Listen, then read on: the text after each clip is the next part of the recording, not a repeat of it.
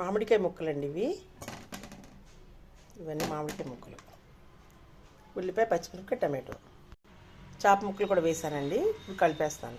అదిగోండి కారము, పసుపు, కళ్ళుప్పు వేసానండి. పులుసు కూడా రసం తీసి ఉంచాను, కలిపేస్తానండి. అదిగోండి కలిపేసి పెట్టేశాను. పులుసు కూడా వేసేసానండి. దగ్గరకు అయిన తర్వాత కరివేపాకు అవి వేస్తాను. అదిగోండి జీలకర్ర, వెల్లుల్లిపాయ కచ్చపచ్చగా దంచానండి, వేసేస్తున్నాను ఫిష్ కర్రీలో.